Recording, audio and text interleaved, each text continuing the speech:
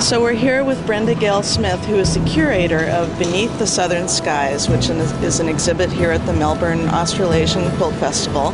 And I'm very excited to have a chance to talk to you in person. And I wonder if you could just tell me a little bit about these pieces. This exhibition was conceived last year, and I put out a call for entries to textile artists anywhere in the world, but I asked for them to respond to the theme Beneath the Southern Sky.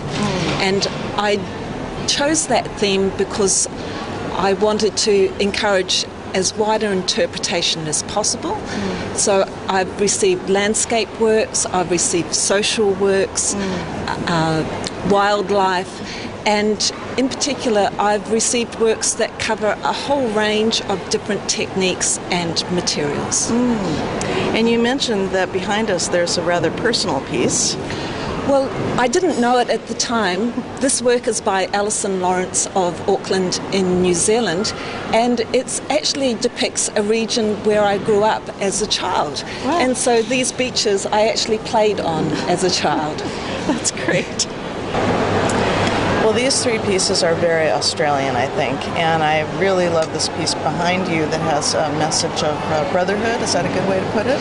It's a partnership. It's very symbolic with the clasped hands at the bottom, and it's called Together Sharing This Great Land, and it's by Sandy Corrie, and she's used thread drawing and painting techniques, and you have that real sense of expansiveness in this work. Yeah, you do. And then the piece in the middle here has wildlife, native wildlife, but not what we would usually think of. Yes, Jan Rowe from Western Australia has selected various Australian creatures that live across land and sea. And she hasn't chosen cliched kangaroos and koalas.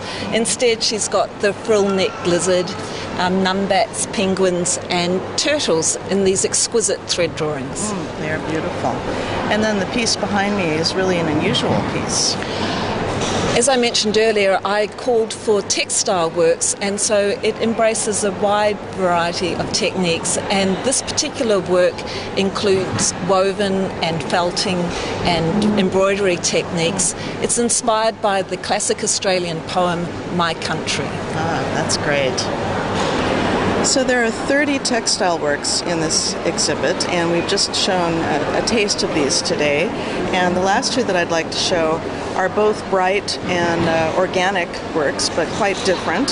One realistic and one more abstract. Yes, here we have a work by Suzanne Gummo of South Australia.